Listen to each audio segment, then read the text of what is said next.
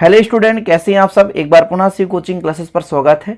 और class 12 physics NCERT में chapter 5 में आज का टॉपिक है विद्युत क्षेत्र की तीव्रता किसे कहते हैं, इसका फार्मूला निकालेंगे।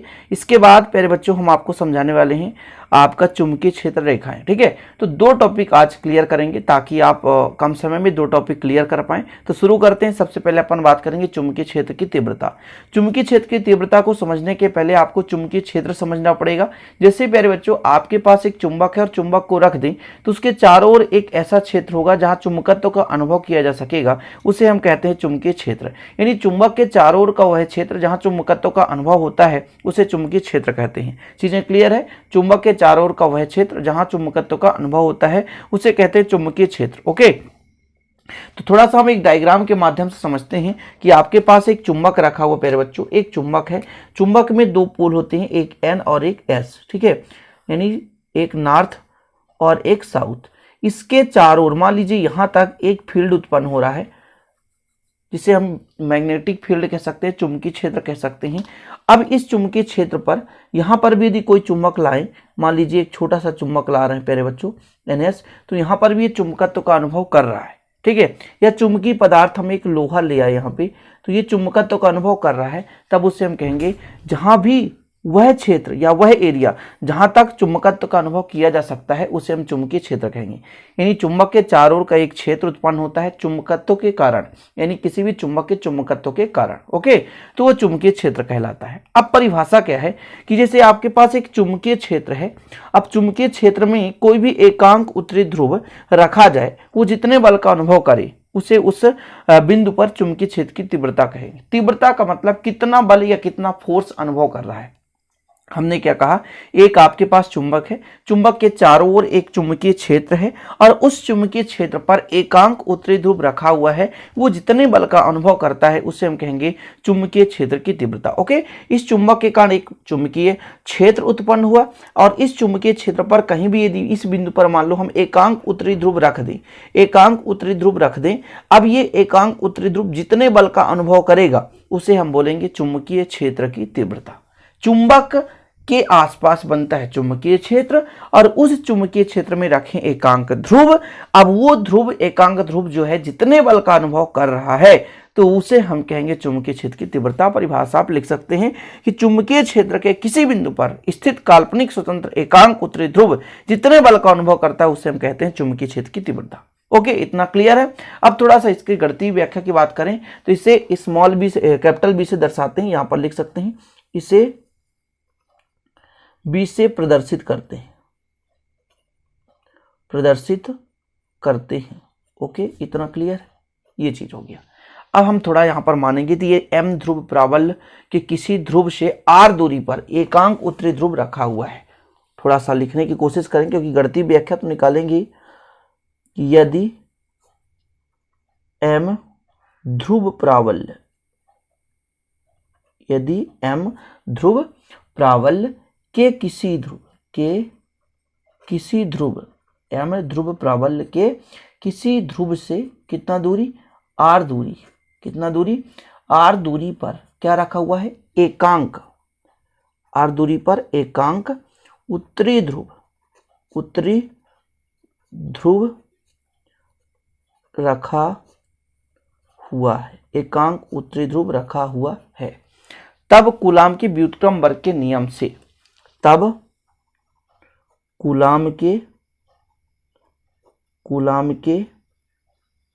व्युत्क्रम वर्ग के नियम से कितना होता है, फार्मूला आपको पता होना चाहिए। तो एकांक ध्रुव पर लगने वाला जो बल है वो आप चुंबकीय क्षेत्र कहलाएगा प्यारे बच्चों, इसलिए बी से दर्शाएंगे। अब यहाँ पर म्यू 0 या म्यू नॉट अपान 4 पाई इंटू होता है m1 m2, तो एक m हो गया और m2 हो गया एकांक उत्तरी ध्रुव, तो इसका मान हो जाएगा 1 बटे दूरी कितना है r स्क्वायर, तो r स्क्वायर रहेगा ही।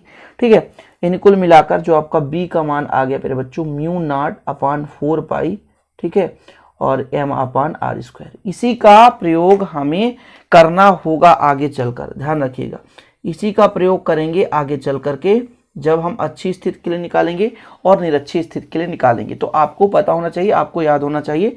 तो यहां पर आप लिख सकते हैं अतः, क्या लिखेंगे, चुंबकीय, अतः चुंबकीय क्षेत्र का परिमाण कितना आ चुका है प्यारे बच्चों, μ0/4 पाई और m/r²। इसका प्रयोग करेंगे, इसलिए आप लोगों को इसको अच्छे से तैयार कर लेना चाहिए। तो चुंबकीय क्षेत्र की तीव्रता हो गई कंप्लीट। अब हम बात करते हैं चुंबकीय क्षेत्र रेखा। चुंबकीय क्षेत्र की तीव्रता के बाद टॉपिक आता है चुंबकीय क्षेत्र रेखा। क्वेश्चन कभी कभी ऐसे आ जाता है कि चुंबकीय क्षेत्र रेखा किसे कहते हैं, इसका गुण, ठीक है। तो इसके गुण कम से कम आपको 4 से 5 तैयार कर लेना चाहिए। तो इसको स्क्रीनशॉट लेना है तो स्क्रीनशॉट ले सकते हैं प्यारे बच्चों, क्योंकि यदि आपको नोट्स बनाना है तो नोट्स बना ही सकते हैं, या कि आप लोगों को नोट्स प्रोवाइड कराया जाता है मात्र 100 रुपये में। तो 968529 पर कांटेक्ट कर सकते हैं, आपको बेहतरीन रूप से नोट्स मिल जाएंगे। तो आप शुरू करें चुंबकीय क्षेत्र रेखा, ठीक है। तो चुंबकीय क्षेत्र रेखा यहाँ पर आपको समझाने वाला हूँ। तो थोड़ा सा डायग्राम भी आपको बनाना पड़ेगा प्यारे बच्चों, डायग्राम के बिना आप नहीं कर सकते।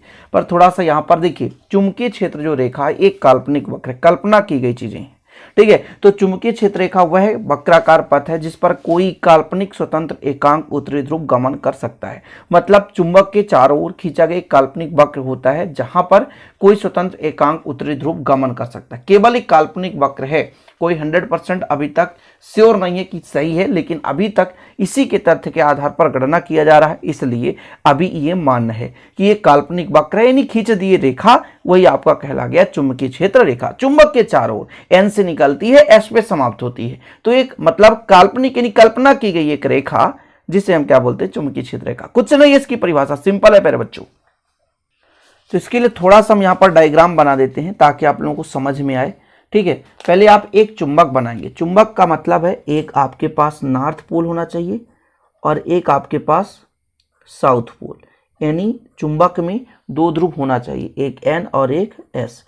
इस चुंबक को प्यारे बच्चों ऐसे बना देते हैं, ये चुंबक आपका बन गया, ये आपका चुंबक बन गया, ठीक है। एन और एस है, ये चुंबक आपका बन गया। चुंबक में जो आपका क्षेत्र रेखा है, चुंबकीय क्षेत्र रेखा है, वो हमेशा कहां से निकलता है, एन से निकलता है। एन से निकलेगा और कहां पे समाप्त होगा, तो वो एस पे समाप्त होगा, ठीक है। ये पहला चुंबकीय रेखा है, ये देखिए क्षेत्र रेखा है, एन से निकलेगा और एस पे समाप्त होगा, ये पहला है। इसी प्रकार और कई सारे, ऐसा एन से निकलेगा प्यारे बच्चों और एस पे समाप्त होगा, ऐसे और कई सारी रेखा खींच सकते हो आप, ठीक है, ठीक है। और खींचे कई सारे बल रेखाएं, सॉरी बल रेखा भी कह सकते हो, क्षेत्र रेखा भी कह सकते हो। तो कई सारे क्षेत्र रेखाएं निकलती हैं, एन से निकलती हैं और एस पे समाप्त होती हैं। मतलब यहां से ये निकलती रहते हैं ऐसे, ठीक है, ऐसे निकलती हैं कई सारे रेखाएं, इस प्रकार से निकलती हैं और यहां पर कई सारी रेखाएं प्रवेश करती हैं।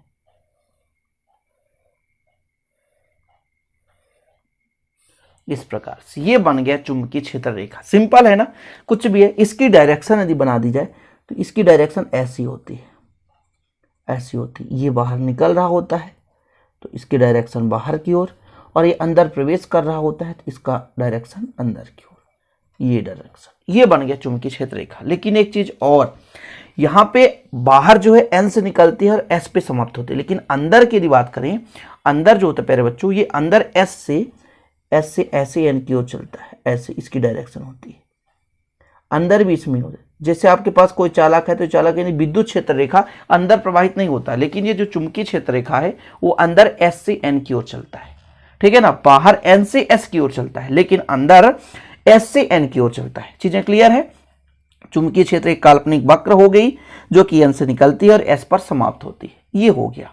अब इसके यदि गुणों की बात की जाए तो गुण सिंपल है मेरे बच्चों। पहला तो आपने यही समझा कि जो चुंबकीय क्षेत्र रेखा है ना, ये कहां से निकलती है, एन से निकलती है, बाहर एन से निकलती है और एन पे एस पे समाप्त होती है। और अंदर की बात की जाए तो अंदर दक्षिणी ध्रुव यानी एस से है ना उत्तरी ध्रुव की ओर गमन करती है, यानी एक बंद वक्र बनाती है, एक बंद वक्र बनाती है और सतत रूप से बंद वक्र बनती रहती है। ओके, अब यदि एक चीज और इस पर है कि यदि मान लीजिए चुंबकीय क्षेत्र रेखा यहाँ पे यदि स्पर्श रेखा खींच दें, यहाँ पे यदि स्पर्श रेखा खींच दें ऐसे, तो ये इसके दिशा को बताएगी।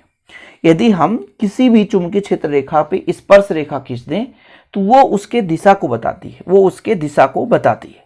चीजें क्लियर है? मैंने क्या कहा, चुंबकीय क्षेत्र रेखा के किसी भी बिंदु पर यदि स्पर्श रेखा खींच दी जाए तो उसके दिशा को बताती है। ठीक है, क्लियर। अगला है, ये जो चुंबकीय क्षेत्र रेखाएं एक दूसरे को कभी काटती ही नहीं। काटने का रीजन इसलिए क्योंकि प्यारे बच्चों, यदि काट दी ना, यदि ये चुंबकीय क्षेत्र रेखा एक दूसरे को काट दे तो दो स्पर्श रेखा बन जाएगी। दो स्पर्श रेखा, एक ही बिंदु पर दो स्पर्श रेखा, जो कि संभव नहीं है। यदि दो रेखाएं, दो क्षेत्र रेखाएं एक दूसरे को काटे तो एक ही बिंदु पर दो स्पर्श रेखा बन जाए, जो कि संभव नहीं है। इसलिए कहते हैं कि एक जो आपका मान लीजिए काल्पनिक वक्र एक है तो उसका इस दिशा एक ही होगा, स्पर्श रेखा उसका कहीं भी खींचेंगे दिशा एक ही होगा। और यदि उसको कटान बिंदु पर दो बिंदु आ जाए तो दो बिंदु पर दो स्पर्श रेखाएं एक ही बिंदु पर संभव नहीं हो सकता, इसलिए हमेशा ये दूसरे को कभी नहीं काटती। ठीक है, यदि हम यहां पर देखें कि N पर और S पर यहां पर जो है क्षेत्र रेखाएं पास पास हैं, क्यों?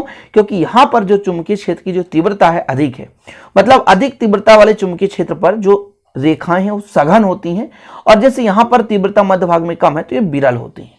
तो कम चुंबकीय क्षेत्र वाले क्षेत्र पर जो चुंबकीय क्षेत्र की तीव्रता जहां कम है वहां पर जो चुंबकीय क्षेत्र रेखाएं विरल होती हैं, और जहां पर प्यारे बच्चों चुंबकीय क्षेत्र की तीव्रता अधिक है वहां पर सघन होती है। चीजें क्लियर है? समझ गए ना?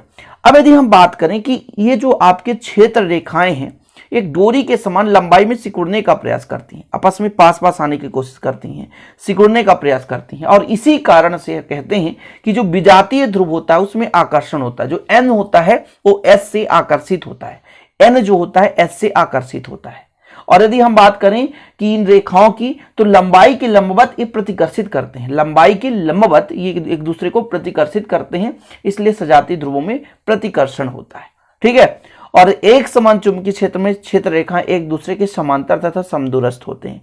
कहने का मतलब यदि हम यहां पर एक समान चुंबकीय क्षेत्र ऐसा कर दें, कभी कभी व्यंजक में प्यारे बच्चों आप पढ़ोगे एक समान चुंबकीय क्षेत्र, तो जितने भी ये आपके एक समान चुंबकीय क्षेत्र में जो आपके चुंबकीय क्षेत्र रेखाएं हैं वो समांतर होंगी और सभी रेखाएं एक दूसरे के समदूरस्थ होंगी। तो ये बनाता है भैया एक समान, क्या?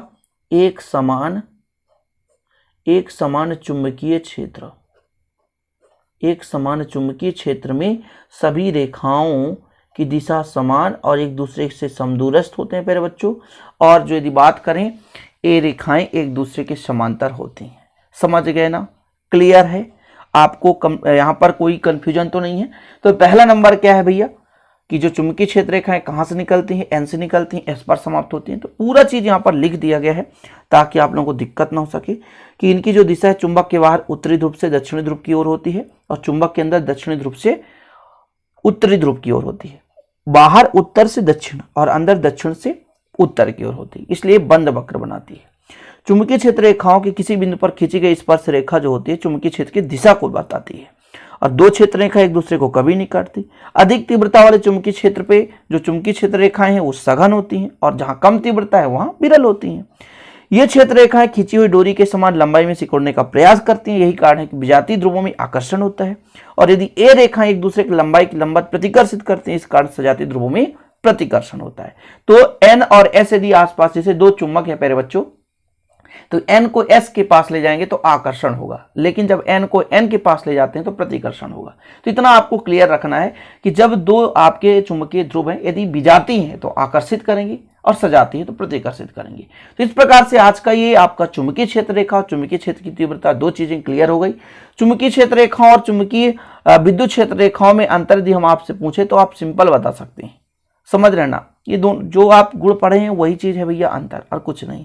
जैसे हमने कहा जो विद्युत क्षेत्र रेखा है वो बंद वक्र खुला वक्र बनाती है। खुला वक्र मतलब अंदर तो प्रवाहित होती नहीं है चुंबकीय विद्युत क्षेत्र रेखा, इसलिए खुला वक्र बनाती है।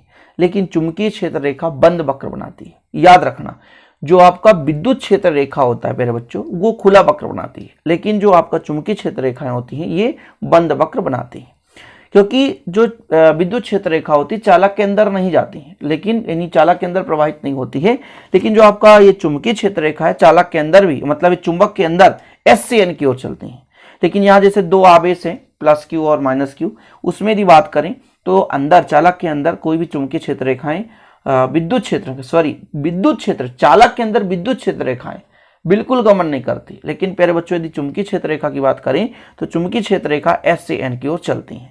तो इस प्रकार से आज दो टॉपिक क्लियर हो गए। उम्मीद करता हूं ये दोनों टॉपिक आपको समझ में आ गए होंगे और कोशिश यही करता हूं प्यारे बच्चों कि आपको सारी चीजें क्लियर कर दूं जो कि भी पेपर में आने वाला हो, आप लोग डाउट में ना रहें और आप लोग अच्छे से कर सकें। उम्मीद करता हूं वीडियो पसंद आया होगा। पसंद आया तो लाइक कर दें, दोस्तों के साथ शेयर करें और हाँ, पीडीएफ नोट्स के लिए कॉन्टैक्ट कर सकते हैं 96 85 29 91 49 पर। जय हिंद, वंदे मातरम।